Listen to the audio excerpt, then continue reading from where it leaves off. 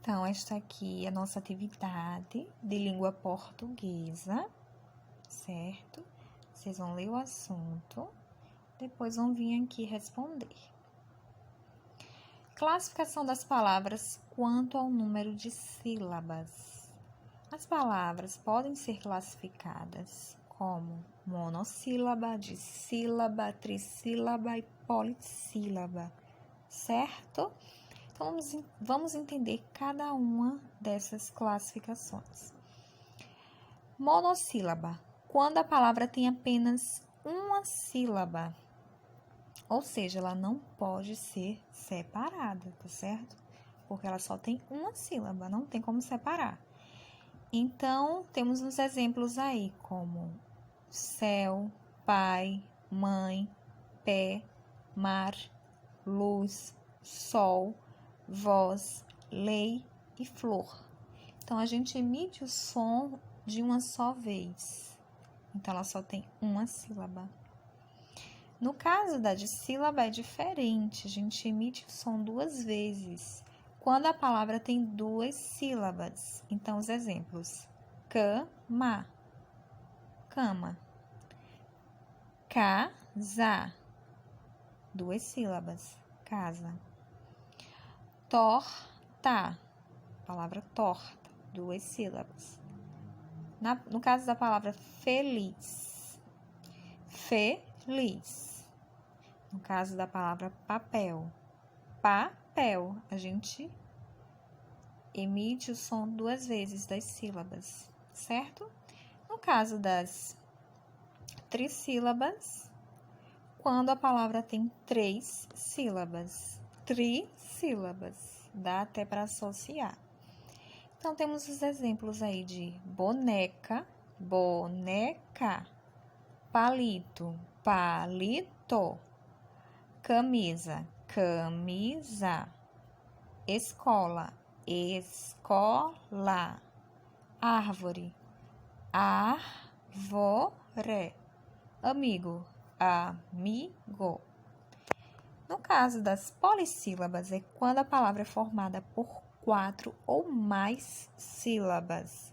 Exemplos: borboleta, borboleta, televisão, televisão, política, política, telefonema, telefonema e matemática, matemática. Então, eu vou até corrigir aqui que faltou um tracinho para separar aqui, certo? Então, a atividade já vai com essa correção, tá bom? Então, esse aqui é o assunto. E aqui vocês vêm fazer aqui a atividade. Separe e classifique as palavras em monossílaba, dissílaba, trissílaba e polissílaba. Eu trouxe para vocês algumas palavrinhas para vocês separarem e depois dizer o número de sílaba e sua classificação. Então, eu dei um exemplo aqui da palavra boneca, separei a palavra boneca para mostrar o modelo de como as outras devem ser feitas. Depois, falei o número de sílaba, ó, boneca,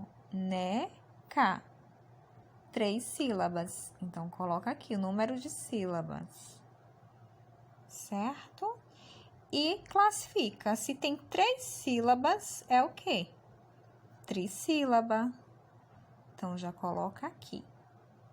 Então, eu quero que vocês façam isso com todas as outras palavras, tá certo?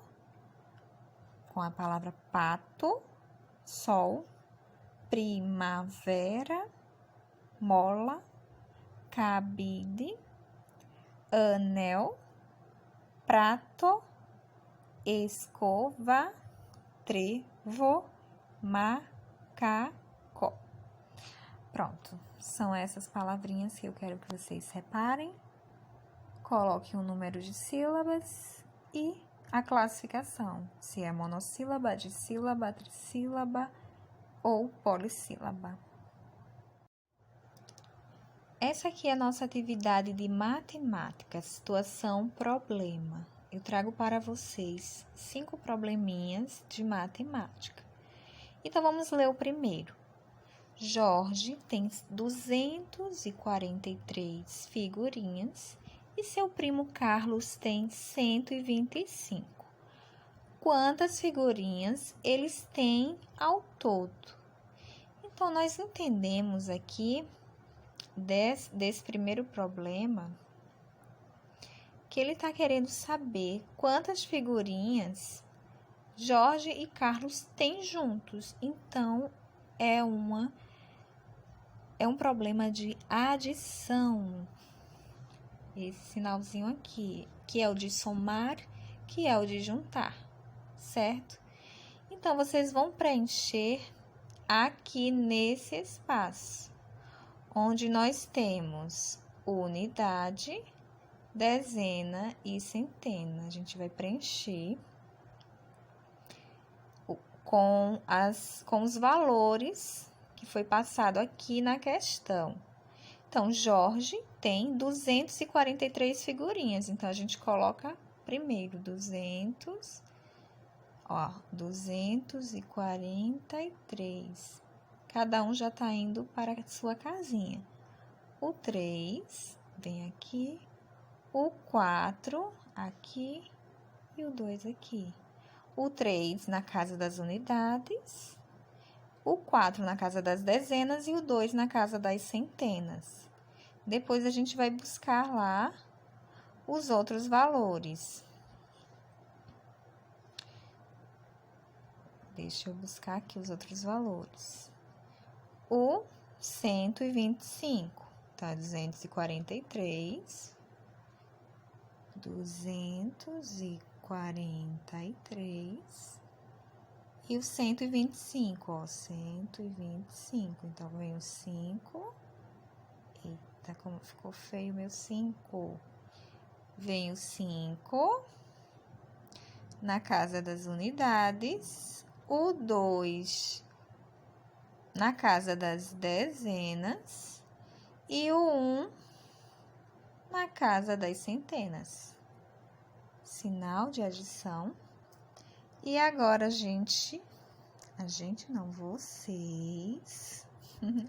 vocês vão responder, certo? Vão somar os numerais e colocar a resposta aqui embaixo, certo? Então, já sabemos como fazer direitinho essa atividade. Qual é o próximo problema? O 2. Uma costureira fez 352 saias e 263 blusas. Quantas peças de roupa ela fez no total? Então, a gente vê claramente que é uma adição, que é somar, que é juntar. Então, da mesma forma, vocês vão pegar essa quantidade, 352, e essa quantidade aqui, e colocar dentro da casinha e fazer a adição. O sinal da adição é esse sinal. Também a gente chama de mais, somar, certo? Próximo probleminha, o 3. Um sorveteiro saiu de casa com 465 picolés em seu carrinho. Durante o dia, ele vendeu 334 picolés. Quantos picolés ele ainda tem? Então, se ele tinha 465 e ele vendeu, então ele perdeu, vamos dizer assim, ele vendeu, não é mais dele, tá? Não é mais dele, ele vendeu 334. Então, se ele perdeu, se ele vendeu, ele não tem mais. Então, ele tinha 465 e vendeu 334. Então, se ele não tem mais, foi uma subtração. Então, o sinal é este, que é o sinal de menos, de tirar. Então, vocês vão resolver essa subtração, colocando, claro, aqui na casinha das unidades, dezena e centena. Certo? Vamos ver o próximo problema. João plantou em seu sítio 178 pés de alface. Depois de um temporal, 142 não cresceu. Quantos pés de alface estão prontos para vender? Então, se João plantou 178, peraí, deixa eu escrever mais bonitinho. 178 pés de alface, mas teve um temporal e 142 não cresceu. Então, ele perdeu esses 142. Se o João perdeu, se ele não tem mais, se ele tinha 178 e perdeu 142 no temporal, então, claramente, é uma situação de subtração. Foi subtraído dele 142. Então, vocês vão me dizer quantos restaram. Colocar a resposta aqui, certo? Colocando, claro, os valores em sua devida casinha das unidades, dezena e centena. E, por fim, nós temos o quinto probleminha. Se uma bicicleta pode ser comprada parcelada em 2 vezes de R$21, quanto custa a bicicleta? Como é que a gente vai resolver essa questão? Deixa eu mostrar aqui para vocês. Deixa eu ver se eu consigo levantar. Pronto. Uma bicicleta pode ser comprada parcelada em 2 vezes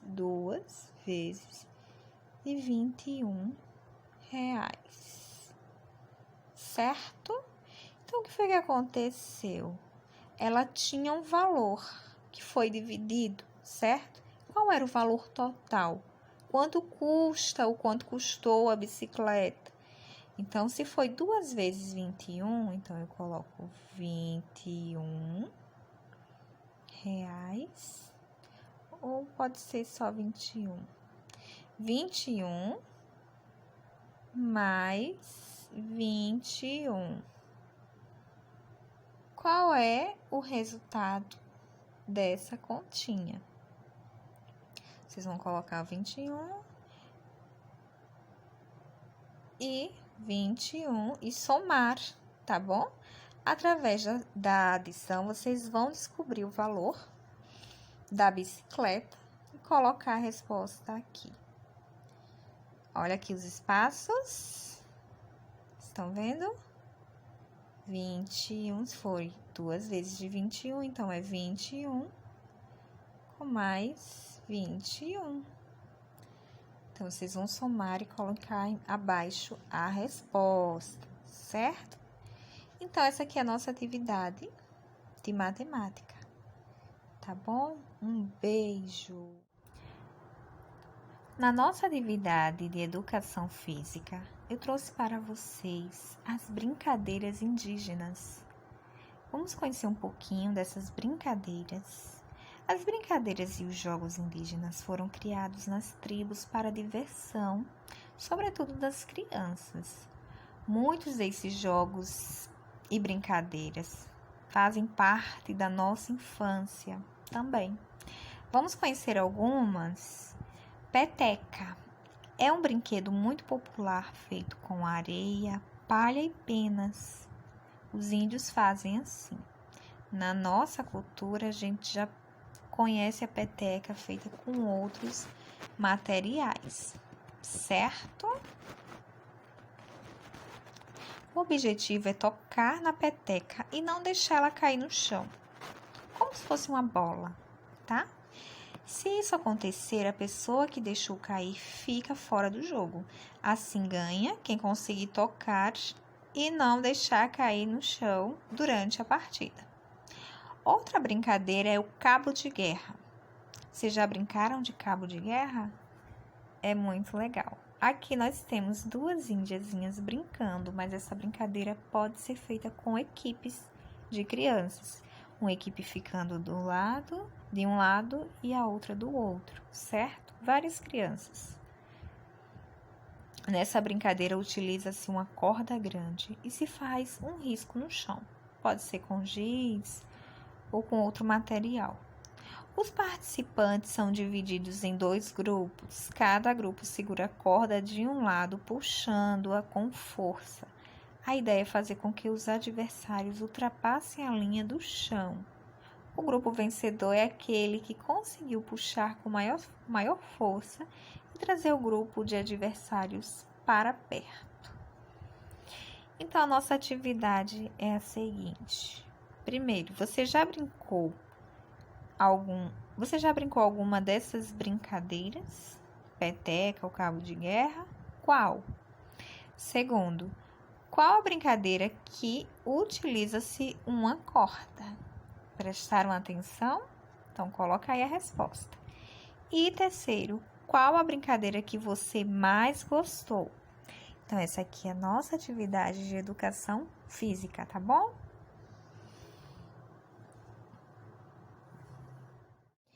Essa aqui é a nossa atividade de ensino religioso e eu trouxe para vocês uma árvore bem fofinha, porque nesse mês de setembro nós estamos comemorando, no dia 21, o Dia da Árvore.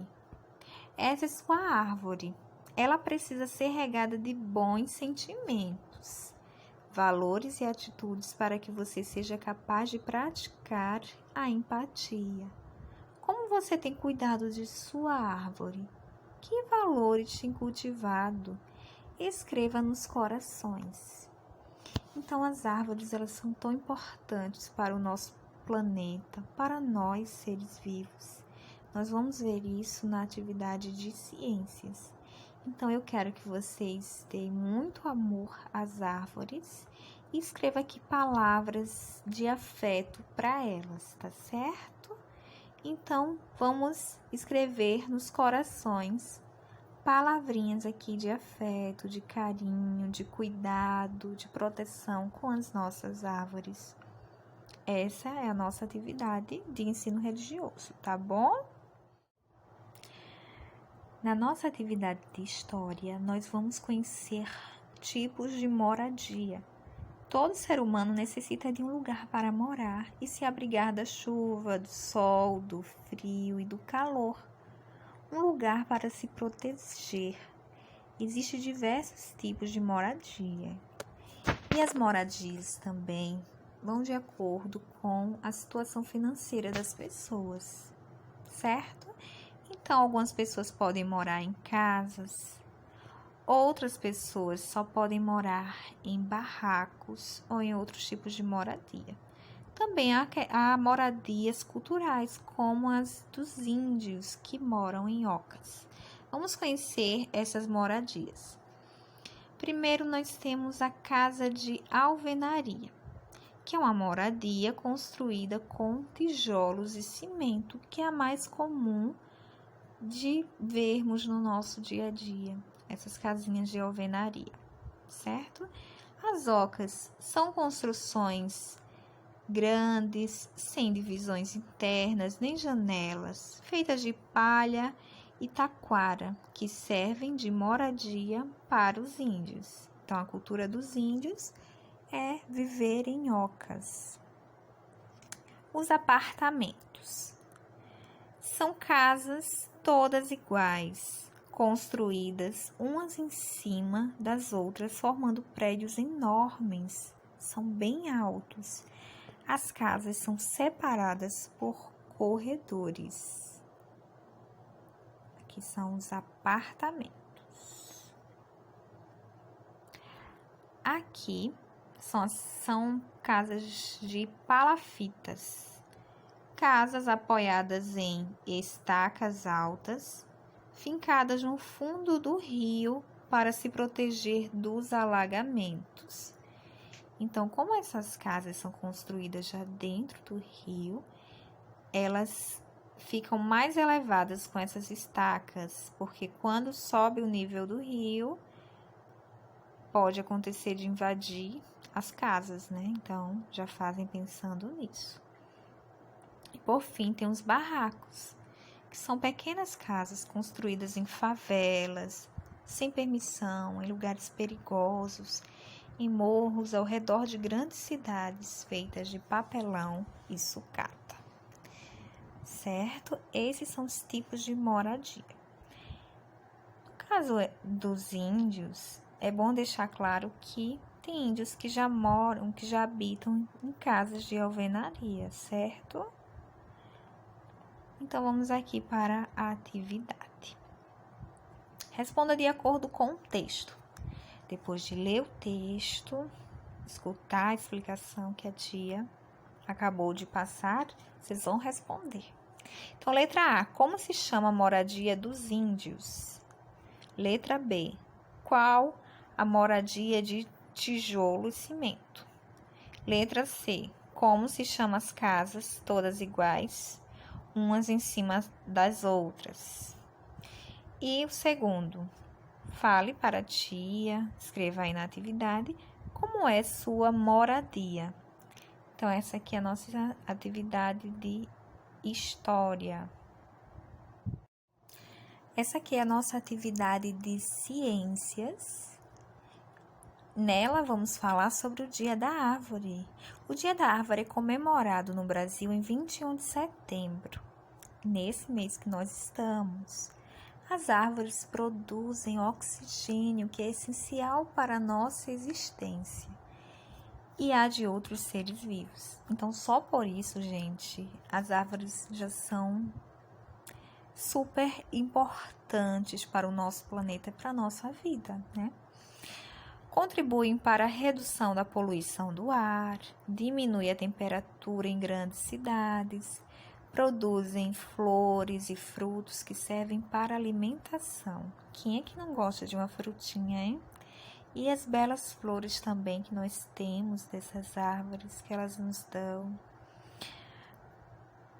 que também serve para produzir remédios e dentre outras atividades.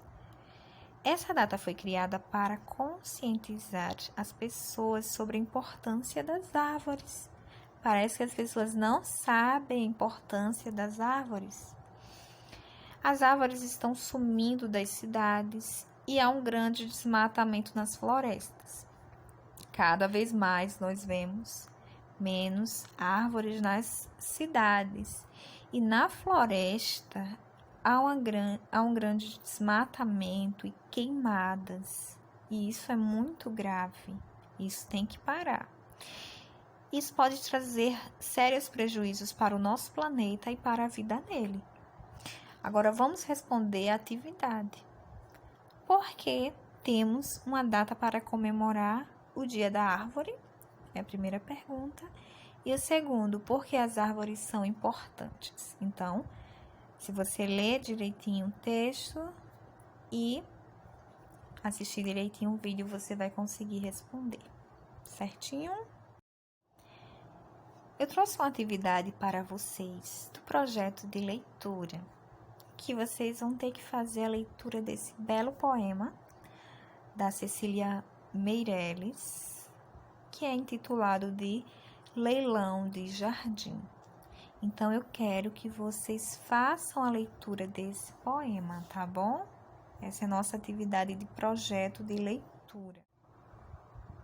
Na nossa atividade de geografia, nós vamos falar sobre a primavera, que é uma das nossas 4 estações. Então, nós estamos saindo agora do inverno e entrando na primavera. Após o inverno, estação mais fria do ano, vem a primavera.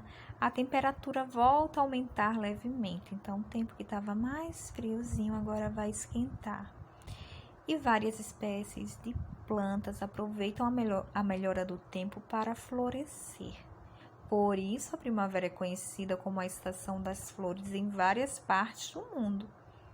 No Brasil, porém, as estações do ano não são bem definidas e a primavera, que começa em setembro, nesse mês que nós estamos, entre os dias 22 e 23, dura até o dia 21 e 22 de dezembro. Então, dia 22 e 23 é o início da primavera e o final da primavera é 21 e 22 de dezembro. É um período de transição entre o tempo frio, que nós estávamos, e seco do inverno, e o tempo quente e úmido do verão. Então, é uma transição, a gente sai do inverno, vem a primavera e passa depois para o verão, sendo para muitas pessoas a estação mais agradável e bonita. Realmente, a primavera é muito linda. Então, agora que você sabe um pouco mais sobre a primavera, responda: quais as datas que marcam o início e o fim dessa estação no nosso país? Letra B. A primavera vem depois de qual estação? Tem 3 opções: outono, inverno e verão. Letra C. A primavera é conhecida como a estação das chuvas, das flores ou do frio. Então, respondam aí essa atividade de geografia. Na nossa atividade de projetos integradores, a gente vai falar sobre o dia do trânsito. Dia 25 de setembro é o dia do trânsito.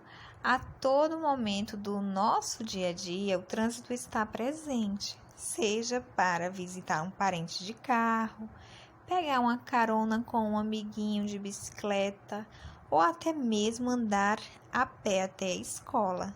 Isso mesmo.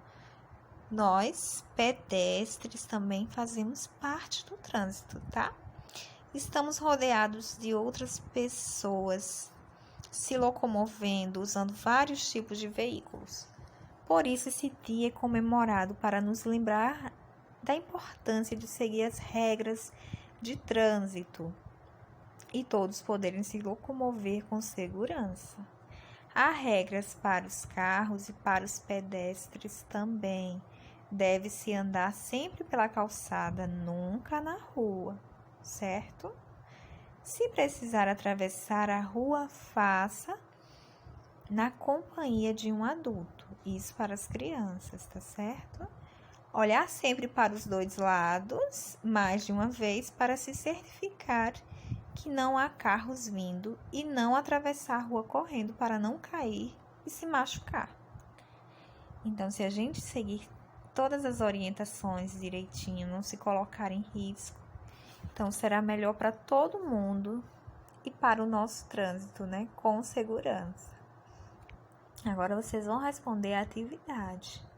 Sabendo mais sobre as regras de trânsito, olhe as afirmações a seguir e marque um X indicando se estão certas ou erradas. Letra A. Há regras de trânsito apenas para os carros? Isso é certo ou errado? Vocês acham que as regras só são para os carros? Foi isso que a gente viu no texto? Letra B.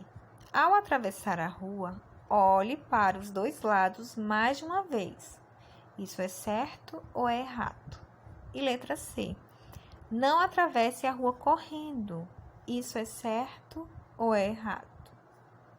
Certo? Agora vocês vão ler com atenção e responder a atividade.